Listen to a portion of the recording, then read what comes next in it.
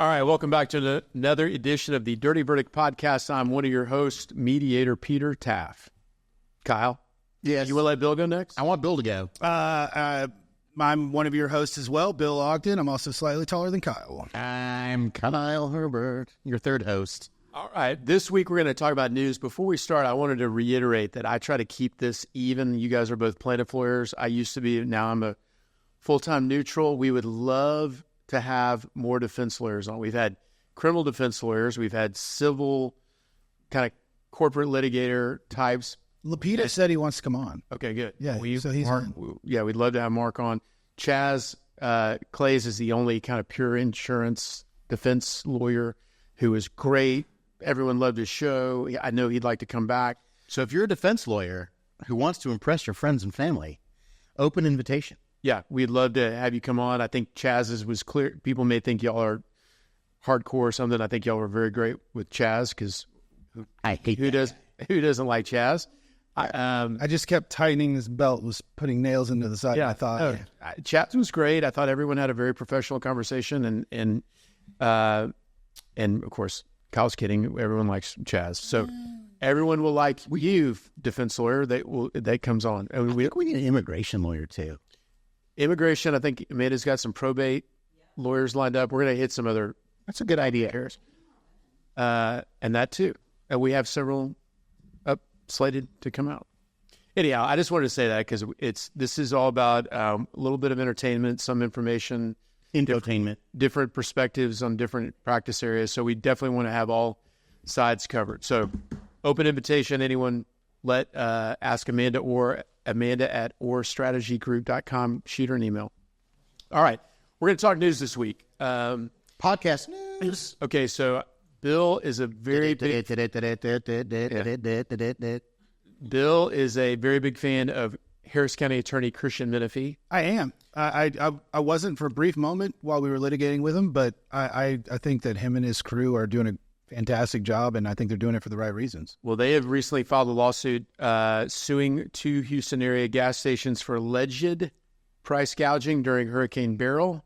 They're two Shell stations, one in Bel Air, one in Baytown. They say they jacked up the price of gas during or right after before or after the hurricane up by about $1 or maybe even more than it was. A gallon? A gallon, yeah. So they're dropping that on these two gas stations that are obviously not owned by Shell. They're owned by local companies, entities. So that's out there. Any questions, comments?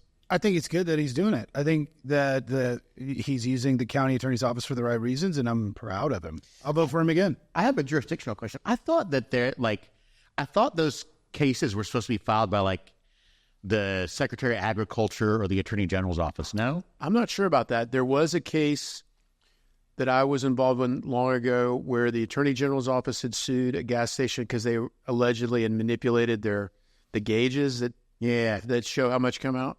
So the state had sued, and then some plaintiffs had sued as like a class action, and the state was like, "Hey, y'all do your thing, we'll do our thing. We'll we have different areas of relief." So I think if it has something to do with whether the machines, because the agriculture guy certifies the machines accurate, I think that's in their wheelhouse. But this is a DTPA action that Mr. Menefee is bringing, so I think that's county. But I'm sure, I don't know, any enterprising lawyers out there want to represent some. You think we could bring a TAM lawsuit? I think you can, but from the look of it, I think that he's got it covered. The government, they would take it and now they have the fee on it.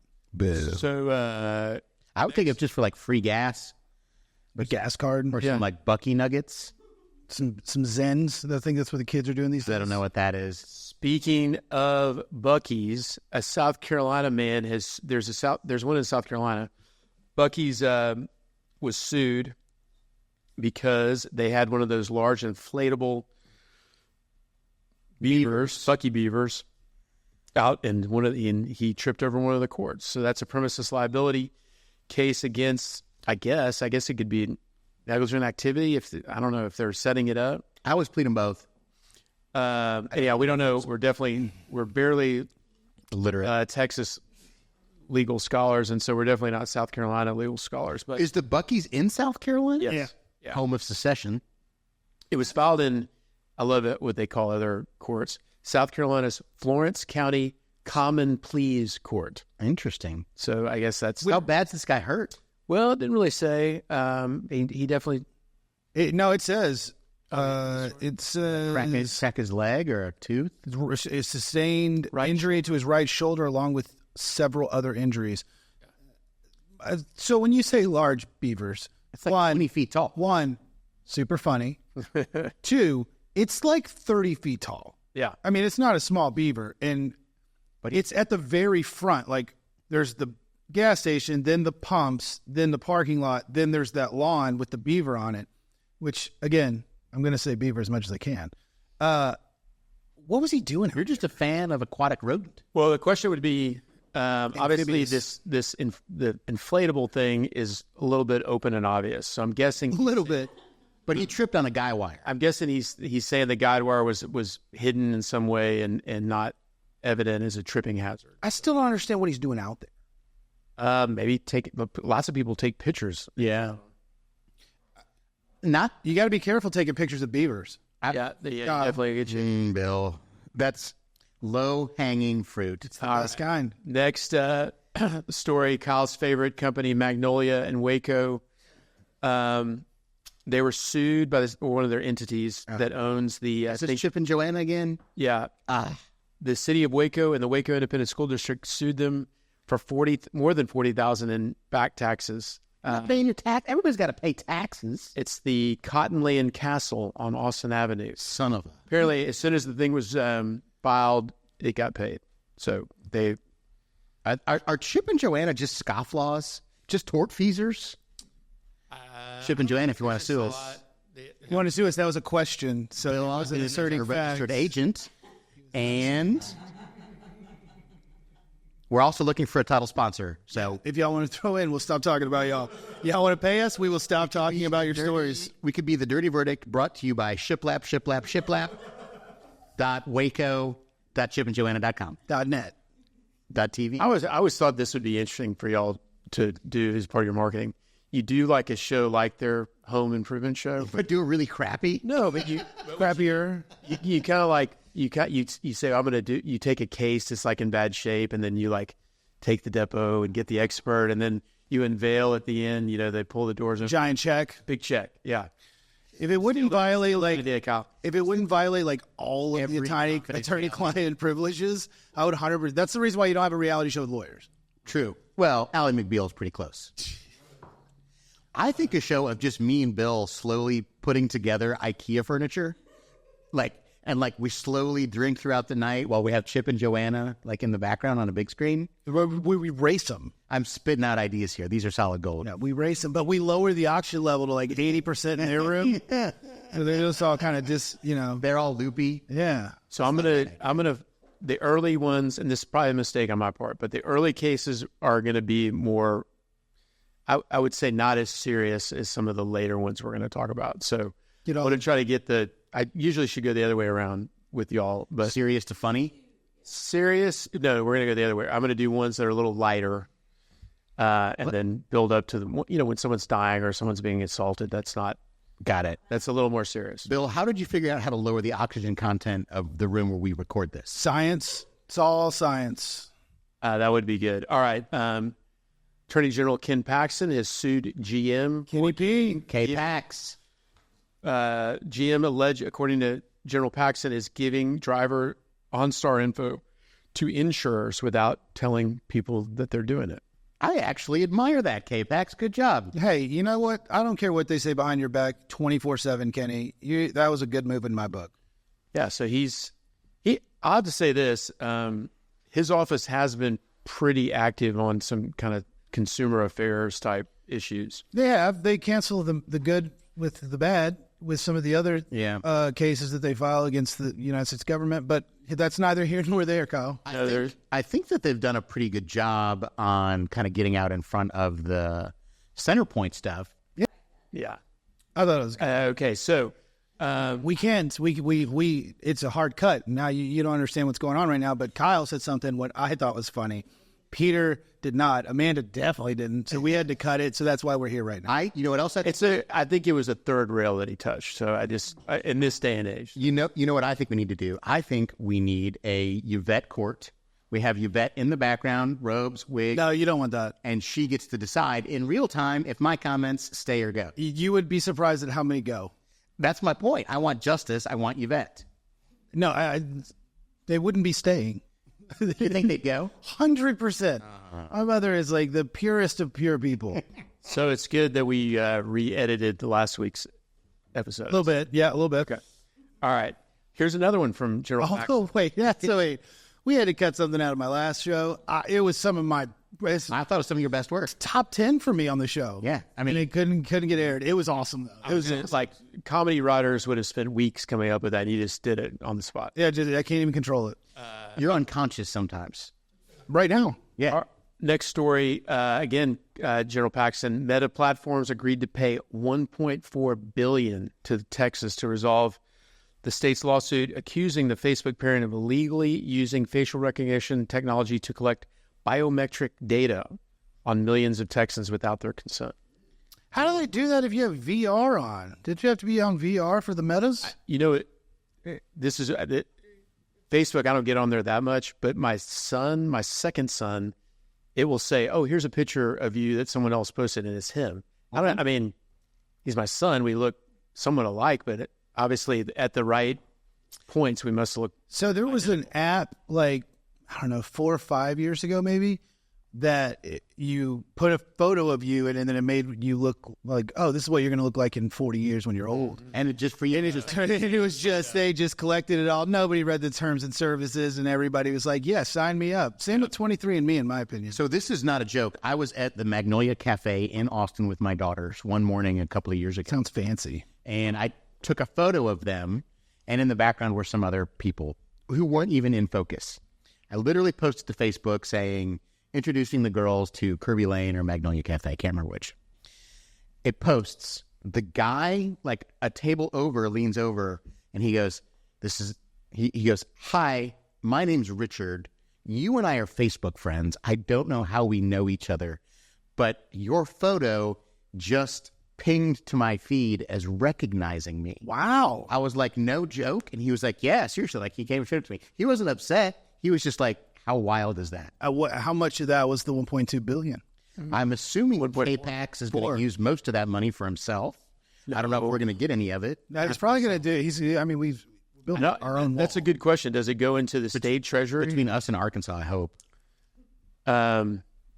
Anyhow, we'll see. Okay, Bill was talking offline about playing golf with an Australian influencer who has, 4 million? Yeah. Okay, well, 2 Texas-based content creators are in a copyright fight. Let's see.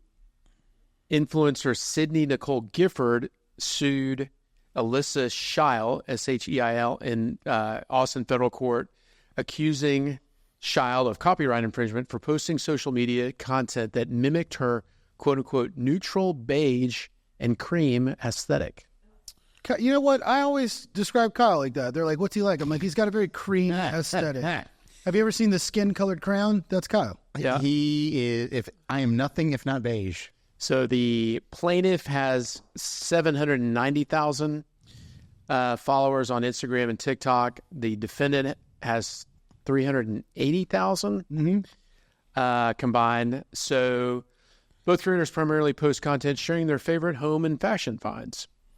So this has got to be. Which one of them is in Austin? Sydney Nicole or the other one? I don't know where they're both Texas based according to the story. What kind of content do they make other than taupe? I'm not kidding. It's just pictures of her being pregnant and like a taupe gown, like 100 different beige gowns. I think you got to say that she's in nude. Yeah. Nudes, coloreds. Look, you guys get on me for the stuff that I say all the time, and now you want me to say I'm just putting it on the T. Nude. So one of the defendant attorney said that's not bad. That she had blocked the plaintiff. They blocked the plaintiff after their photo shoot last year because the plaintiff and a friend had allegedly behaved rudely and excluded her. Oh, man. Yeah. How old are these two young women? I don't know. Kyle's looking it up. I'm not going to comment on a young woman's age just based on her looks. That's not how I do things. On the line. I would say this, though. Sydney Nicole Gifford and what's the other one named? Shale. Alyssa Sheil. Sheil. Sheil. So We would love to have both of you on. We could settle this on the internet, on the Dirty Verdict. And one of y'all can fight Chad Pinkerton. I would say this. They both have very strong beige game.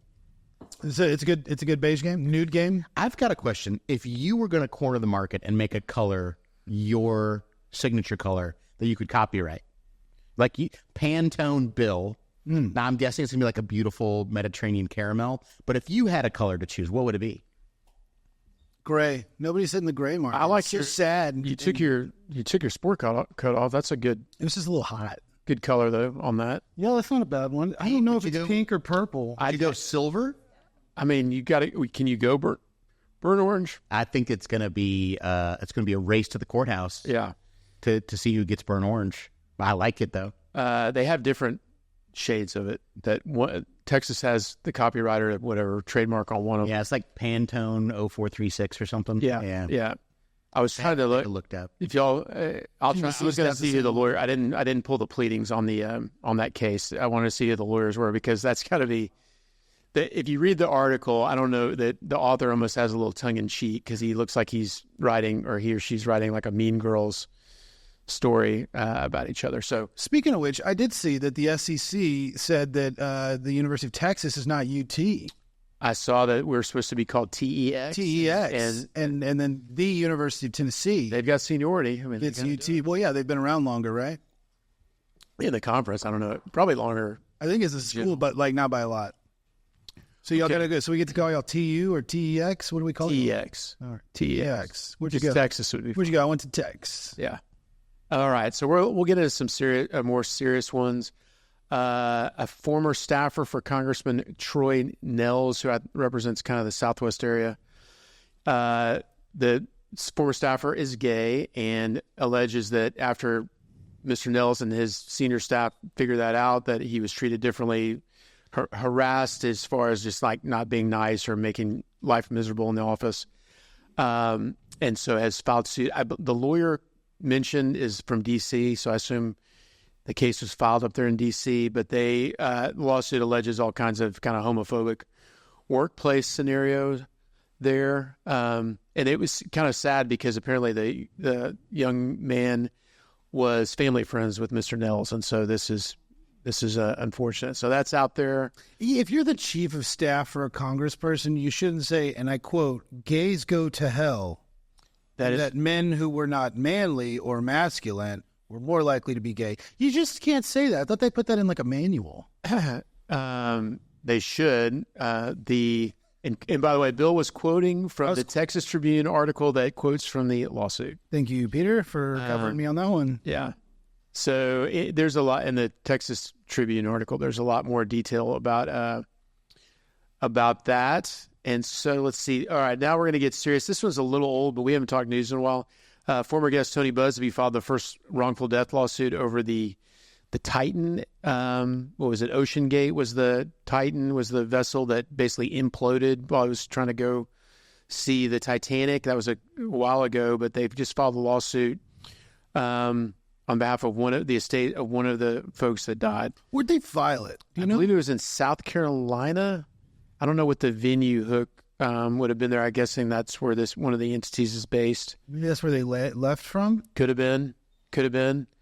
So that's out there. That's recently filed. So I doubt there's been any kind of answers or anything there. What are your damages on that? Just whatever your death damages are. I mean, like one of the individuals at least was a billionaire. So like, I feel like that clears out any insurance policy you got. And I'm out of my. I used to know admiralty law pretty well. Probably Kyle did too. Does this still run under admiralty? I would think so. That's the thing. And there's some different damage models on death cases. And a submarine is definitely a vessel. Yeah. What about a homemade one though? Also definitely a vessel. Yeah, a vessel can be a bathtub floating in the two sticks that you use to skate across a waterway that's Like Tom Sawyer. Yeah. Well, don't quote the book, though. Jesus. Yeah, don't. The definition of vessel under the law is extremely broad. As long as usually the thing you're arguing about is whether it's on navigable waters or not. But I'd have to dust off my Admiralty book to remember what the quirks are on death damages on a. I don't know what law applies though. I mean, wasn't it like a British flag ship or was it American? I don't know, and I'm going to say something that's dumb. Does the Death on the High Seas Act apply? I can't remember. There's some. Would it be the low seas? Yeah, right. Yeah, there probably have not been too many. Look, I'll say this: we know Mr. Buzbee and his team have thoroughly researched the law. This came up last week. Horrible way to go, though. I would say. Who is he representing? All of them? No, one of the estates, one of the deceased. Wasn't there like a father-son group? Yeah, he was a Pakistani billionaire, and his son, he was like 18. Yeah, and his son, like, apparently did not want to go. Yeah, I would be a hard no. When the guy pulls out like the tiny, like $25 controller to like drive it, I'd be like, you know what? This seems like a good depth. Let's go back up. If you're using a PlayStation controller to go to the bottom, like no thanks. Yeah, they were deep. It's like 2.5 miles. Yeah, it's dark. So there's only one bathroom. It's not really even a bathroom. Just a coffee can. Yeah, that's why the curtain. Yeah. So anyhow, one of the things, as y'all know from your line of work, is whether they had any conscious pain and suffering. You know, because there'd been reports that they had no idea this thing just popped and they're dead. But there was like an investigation, right? That said that they had no idea that it was happening, and by the time it happened, there was no way that they would have wanted the opposite. Marine, I got the answer. According to the article, Marine Board of Investigation Chair Captain Jason Newborough told New York Times in June the investigation had found no evidence the passengers were aware of their fate. So there's the answer there. And this was not filed. This is filed in Washington State. I apologize. So what? I'm not even going to get into the details of that. There was something, though, about them, like, trying to communicate with the top, like, we're losing control, we're drifting free, we can't get back up. Like, I don't know about conscious pain and suffering, but that's some mental anguish, like knowing you're stranded at the bottom of the ocean and there's a real good chance you're about to implode like a Coke can. The Titanic didn't really implode, though. But it wasn't made of carbon fiber. But it wasn't a pressurized vessel 2 miles down. It broke in half at the surface. You don't know that. You weren't there. It was in 1919. Take us back, Rose. Take us back. April 14th, 1919. I'll never forget that day. This door might be big enough for both of us to float on. Might have been the 15th. I think it was on tax day. All right, let's see. Another. Okay, this one, I was going to say hopeful future guest on the show, Seth Park, but I think he's declined our. I'll get Seth. We'll get Seth on. All right. Well, anyhow, Seth. Get him and Alton on. I believe with his colleague Alton Todd's father, they were trying that case in Galveston where the mass shooter at Santa Fe. I believe the parents were being sued. The parents, the ammo, the online ammo store that sold ammo, and the gun store. But I know that the liability was found for $360 million, $330-something million. That was against the defendant that had already settled out, so they were free and clear. And the parents actually got a not liable. Oh, they got a verdict. Yeah, they got a verdict. It's like $300-something million, and not liable. The parents were not liable for. So I guess the parents were submitted, and then the settling party was submitted on the charge, and obviously the actual shooter was submitted on the charge as well. And they found the shooter, and the ammo company Lucky Gunner, a Tennessee-based online retailer that sold him more than 100 rounds of ammo without verifying his age.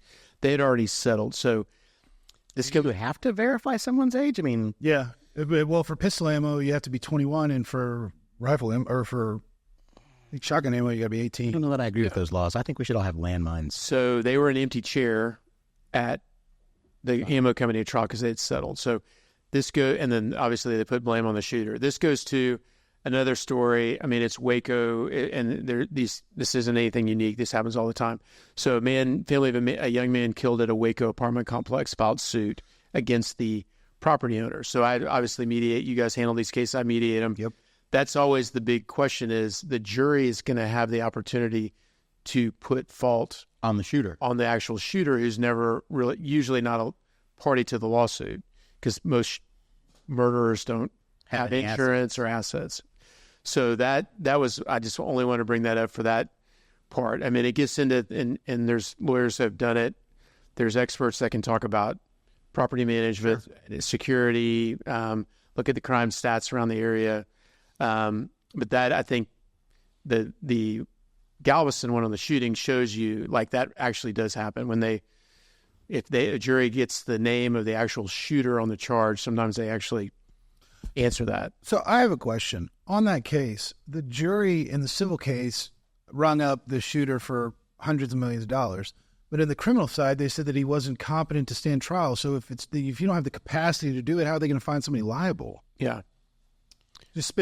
I genuinely don't know. So your question is, if you are found under a criminal standard, not compos mentis, which I think the definition of that way back from 23 years ago in law school in criminal one was Andrea Yates. You are not able to comprehend the difference between right and wrong. Yeah, it's like you're a child. Isn't that the Monoton standard? I think it is still called that. You are not able to tell the difference between right and wrong. So just because, whereas in a civil case, like, I don't know that we really have the issue of, like, we can't sue a kid. It's not a civil. Yes, you can. A 5-year-old? Sure. You can sue a kid. You can sue his parents. You can sue his parents. That's As what they did here. Yeah. But they still rung up the kid, even though he had the mental capacity that couldn't. I mean, I think break down right and wrong. Yeah, I don't know. I've never thought about it. I don't think that mental capacity is a defense to a civil claim. Well, not with that attitude, it's not. Well, I mean, I could be totally wrong. I'm just kind of talking out of my Yeah, me too. I genuinely don't know. But it seems like if you think about it, if somebody doesn't have the capacity in a civil case, you see their parents. Some defendants who didn't seem like they had the capacity. Right. so. And while y'all were talking all this law stuff, I was looking to see on that influencer lawsuit. So the plaintiff in that case is represented by Lakeway, Texas. Kirsten Lane Kumar. The defendant is represented by several lawyers from the AZ. Well, it was the AZA law firm. Now it's Ahmad Zavasanos and Mincing. So, AZA is AZM now. That I think they've branded AZA pretty well in town as their as being their brand, and they're good, and so it's a good brand. So I don't know if they're going to keep calling themselves AZA. How long have they been around? I hadn't really heard much about them until about 5 years ago. Oh, good 15. 15, 20 years. Yeah. Maybe I just didn't have a case against them.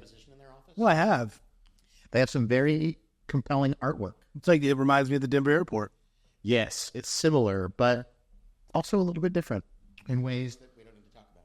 Yeah. Okay. So a couple other, I think we're a family of an electrician that was working on the Tesla headquarters sued. Tough case. That's filed by Jim Adler law firm. Really? Yeah. Obviously, his employer, they've got to show gross, and they're capped. The guy died?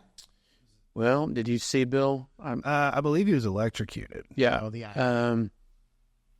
So it was kind of, they felt like the people they talked to thought it needed a little more detail, but the question is going to be obviously if are there entities they are suing that are not covered by the workers' comp bar? So, I think we've talked about this before for the non-lawyers. But then you've got gross and a death. Yes. Well, the facts of the case actually say that defendant Gomez was an invitee at the property that was owned by CRP. Got it. And CRP would be The non-comp bar. Colorado River Project. Yeah.